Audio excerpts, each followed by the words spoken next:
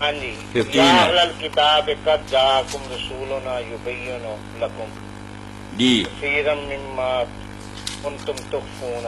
اس میں جو ہے یہ اس میں میرے پاس جو ترجمہ ہے نا آج کل وہ ہے اسما عرفانی صاحب، وہ میں پڑھ کے سنا دوں اگر آپ۔ اسماء تو کوئی نہیں، وجیہ السیما صاحب تھے، وجیہ السیما عرفانی، وجیہ تو السیما جو ہے انہوں نا نے وہ تھے۔ ترجمہ کیا ہے اہل کتاب ہمارا سچا آخری رسول تمہارے پاس آ گیا، ویسی بہت سی باتیں تم سب پر کھول دیتے ہیں۔ انہوں نے آپ کے لاہور کے ایک بہت بڑے مفکر اسلام پہ مقدمہ کیا ہوا ہے کہ میری تفسیر قرآن کا نام انہوں نے چرا لیا۔ یہ اللہ۔ انفارمیشن آپ کی طرف سے ابھی ملی ہے۔ یہی شیخ حرم ہے جو چرا کر بیچ کھاتا، گلی میں بوزر و دل کے ویسو چادر اللہ۔ انہوں نے اپنی تفسیر تو لکھی کوئی نہیں، صرف ترجمہ ہی لکھا ہوا ہے۔ وعلیکم السلام ورحمۃ جو تم کتاب الہی سے چھپا کر رکھا کرتے تھے اور رسول خاتم النبیین بہت سی لفظیں معاف فرما دیا کرتے ہیں، تمہارے پاس جو آیا ہے وہ یقیناً اللہ تعالیٰ کے ہاں سے نور ہے اور روشن کتاب۔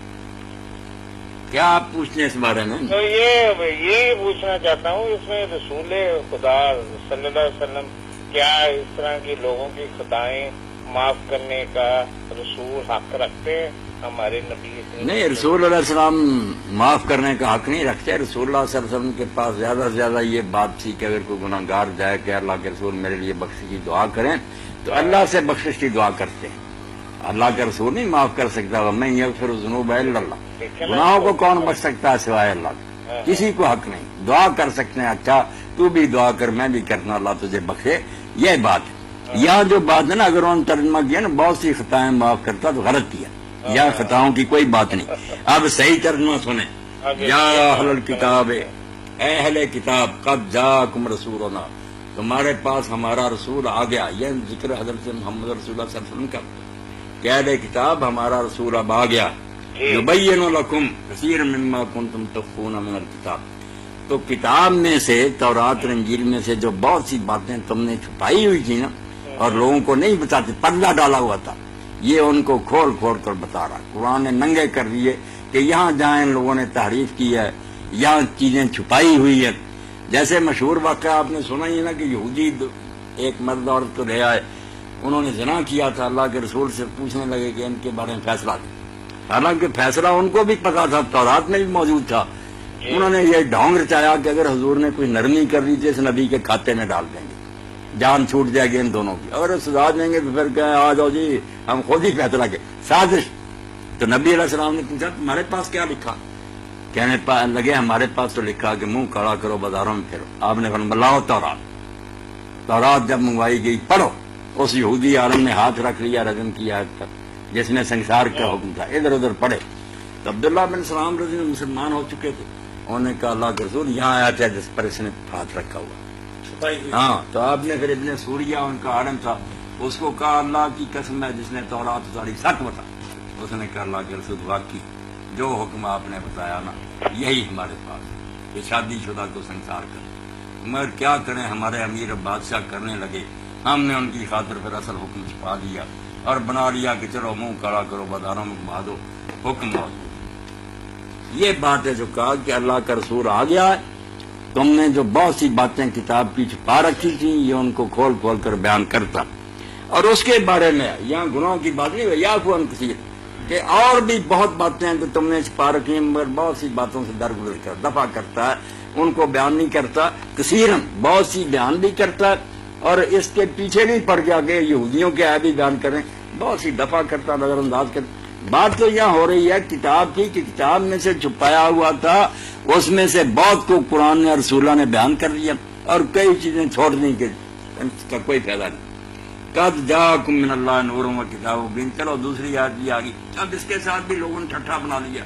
ہاں، ہمارے کئی علماء بھی، شاید مولوی صاحب بھی، ان میں نور حضور ہیں اور کتاب جو ہے نا قرآن ہے، بالکل غلط بات، رسول کی بات اوپر ختم ہو گئی۔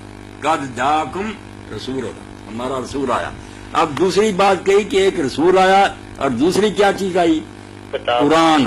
قد جاءکم من اللہ نور و کتاب، اس کی دو صفتیں ہیں، الگ نہیں، جیسے کہ اللہ پاک کی کئی صفات اکٹھی بیان ہو جاتی ہیں نا، دو صفتیں آ گئی کہ نور آیا ہے اور کتاب، یعنی یہ واو تفسیری کہلاتی ہے، تو کیا ہے پورا کتاب مبین، اور اسی لیے آگے جو ضمیر آئی پھر یہدی بہلہ، یہدی بہم اللہ نہیں کہا کہ دو کے ذریعے ہدایت، نہیں ایک ہی ہے نا، چونکہ نور بھی ہے، اللہ تعالیٰ کسی جگہ سے برہان کہتا ہے، یا ایھا الناس قد جاءکم برہان من ربکم انزلنا الیکم نورا مبینا، اور قرآن میں جہاں جہاں نور مبین آیا دیکھ لیں، سورہ اعراف ہے، تقابل قرآن کے سوا حضور کو نہیں کہا، حضور اپنی جگہ نور ہیں کہ آپ کے ذریعے بھی دین ملا، مگر قرآن میں نور جہاں کہا گیا صرف قرآن کو کہا گیا، صحیح تفسیر کرو، قرآن آیا، اور اگر لوگ کہیں نہیں واو ہے، واو کئی مولوی شرارتی ہوتے ہیں، اور ہے، میں اور بتاتا ہوں کہ آپ پڑھ لیں یہ کیا ہے، سورہ جو لقمان ہے، اس میں اللہ تعالیٰ کیوں فرماتا تل کا آیات، نہیں اس میں نہیں، سورہ نمل میں غالباً پڑھوں گا، وہاں اور بھی ہے، اور مانتے سب ہیں کہ ایک ہی ہے، طاسین تل کا آیات القرآن و کتاب مبین۔ اب بات کریں کہ یہ آیتیں ہیں قرآن کی اور کتاب مبین کی،